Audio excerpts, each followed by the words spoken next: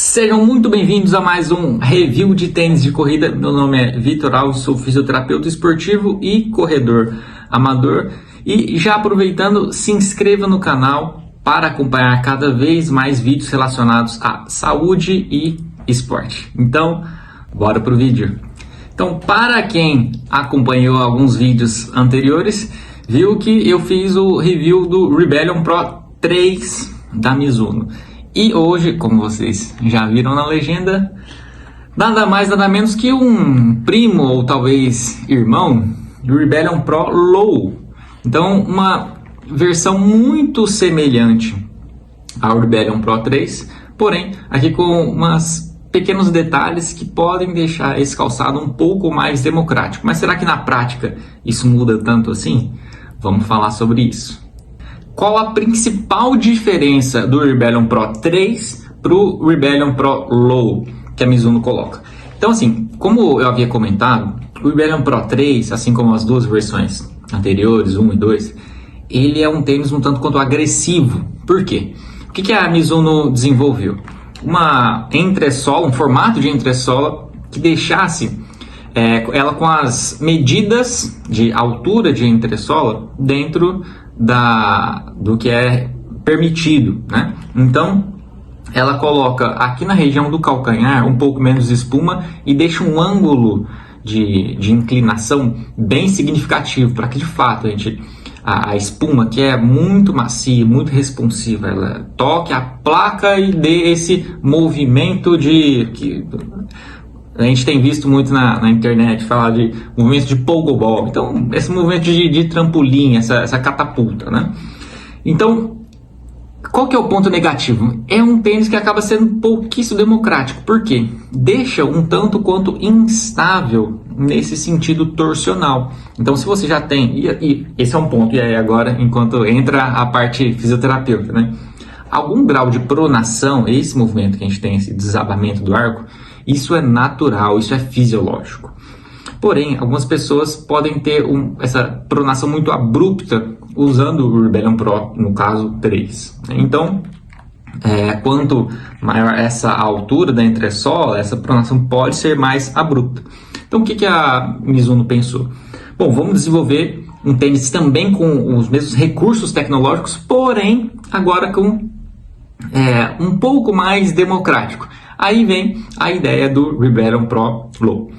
Então, o que muda de fato entre essas duas versões? É o que a Mizuno chama de SSA. Então, é o Smooth Speed Assist. Então, esse ângulo de inclinação, que ela acaba sendo um pouco menor, de 4 graus, comparado ao Rebellion Pro 3, que é de 11 graus. Então, para quem aterrissa com o retropé, então ataca com o calcanhar, ele acaba sendo um pouco menos agressivo. Então a tendência a ter menos instabilidade por conta desse ângulo de inclinação. Então essa região mais logo à frente do calcanhar, ele acaba sendo um pouco mais baixa, né, no low comparado ao Rebellion Pro 3. Então esse é o principal ponto de diferença entre esses dois modelos, porque tecnologia de cabedal, solado, a placa, a entressola, tudo isso é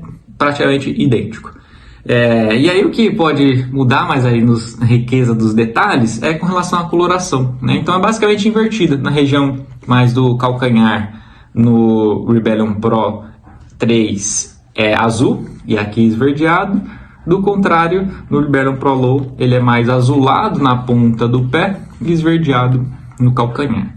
E uma pequena diferença também é que o drop do Low é de 4,5 mm, diferente do Rebellion Pro 3, que é de 4 mm. Então, o que muda é 1 milímetro a mais nessa região. Então, 40 no calcanhar, 35,5 milímetros na parte da ponta do pé. Então, 4,5 milímetros de drop.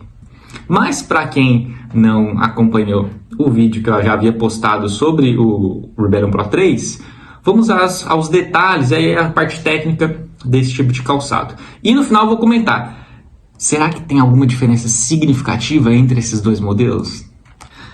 Algo que eu achei muito interessante aí como profissional da saúde que a Mizuno fez foi colocar na sua campanha, na estratégia de marketing, todo o que ela mensura, o que ela desenvolve voltado para o atleta, né? Então, o que ela chama de Science of Speed. Então, as medidas que são realizadas, qual que é o embasamento científico, técnico que a gente tem.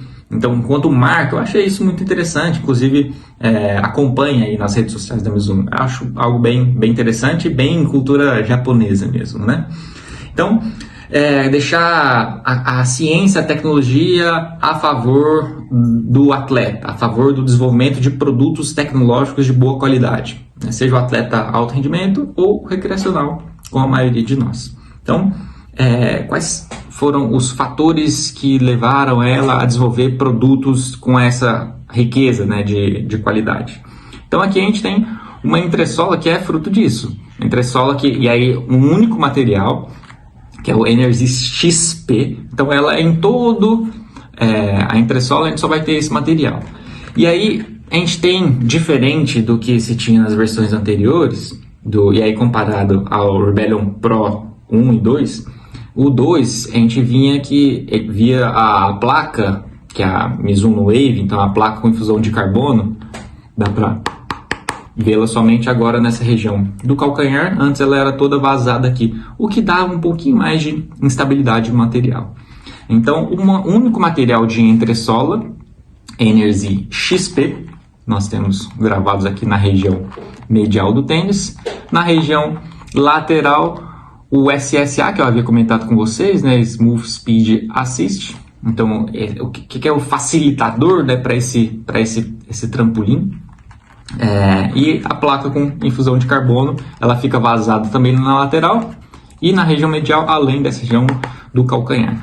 O solado, eu acho que um dos melhores solados dos tênis de placa das grandes marcas, né? Então, porque ele permite uma tração muito legal, muito bacana, e uma durabilidade até um tanto quanto significativa, comparada a muitos outros modelos. Então, ponto positivo para esse modelo. Vindo agora para a região do cabedal.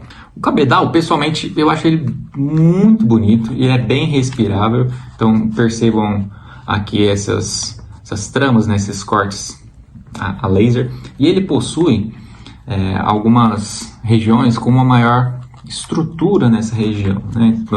Tanto na região medial, então acompanha aqui nessa região, na região vindo para o peito do pé, tanto aqui quanto aqui, para de fato dar um pouco mais de suporte nesse material, e aqui na região lateral também. Então, para justamente dar um pouco mais de suporte, de estrutura para o cabedal. Na região do contraforte, ele não é tão estável, então a maioria desses modelos de placas, modelos de performance, não possuem grande estabilidade no contraforte. E aí, porque tem que tirar material, tem que deixar ele o mais leve possível, acaba tirando material também dessa região do contraforte. Eu, particularmente, prefiro, quando a gente fala de estabilidade, de proteção, de saúde para os pés, contraforte um pouquinho mais reforçado. Mas na maioria desses calçados, o peso, a leveza é o que vai falar maior, né? Então, quanto mais leve o tênis, melhor, quanto menos estrutura, acaba auxiliando nisso. Então ele tem algum suporte, mas se eu faço um pouquinho mais de força, percebam que ele já cede bem, tá? Mas aqui é uma região de um contraforte, ele vem até essa região aqui, bem aqui. E materiais refletivos, aqui esses dois pontinhos, aqui no calcanhar, e um pequeno logo da Mizuno aqui, mas mais detalhes, algo bem pontual. Pegando a região dos ilhosos, nós temos aqui 1, 2, 3, 4, 5, mais um sexto furo. Nesse modelo, me agrada utilizar todos os furos do tênis, dos ilhosos. Por quê? Eu sinto que abraça melhor o pé, dá uma maior estabilidade. Então, eu recomendo utilizar todos os furos. Só que aí tem um ponto, é um ponto de observação, né? É que sempre que eu passei todos e fiz essa amarração utilizando esse furo extra, às vezes o cadarço ele acaba pegando um pouquinho nessa região. Então a língua ela até passa nas laterais, mas essa região aqui fica em contato com o peito do pé. Então eu gostaria que a língua fosse um pouquinho mais comprida nessa região. Por quê? A língua ela é muito fininha. Então mesmo se ela vier um pouquinho acima, não vai incomodar, não vai ter nenhum desconforto, né? Então essa é uma sugestão que eu deixaria para as edições posteriores. Não é um problema somente desse modelo. Muitos modelos acabam tendo essa língua um pouquinho mais curta.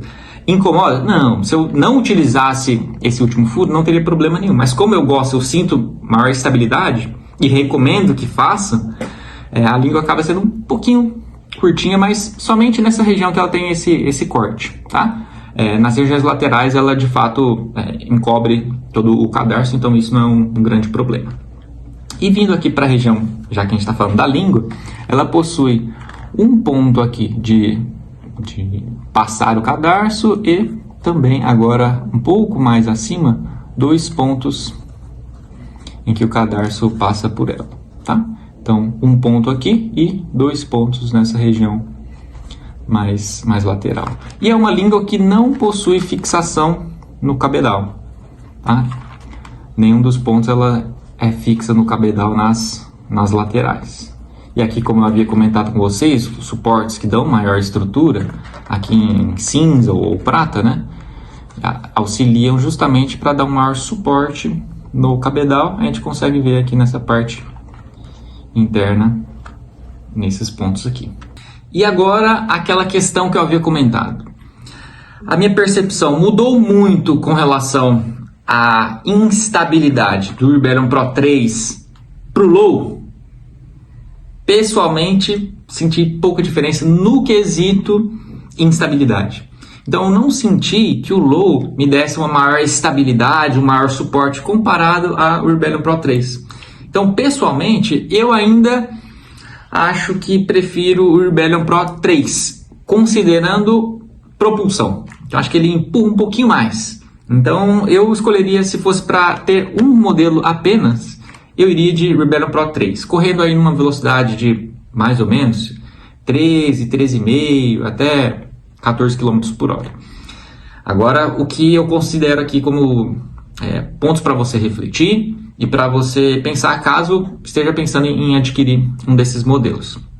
Se você vai correr num ritmo de 5,40, 6, tem um ataque, um primeiro contato com a região do calcanhar, é um pé que toca um pouco mais à frente do centro de massa, do tronco.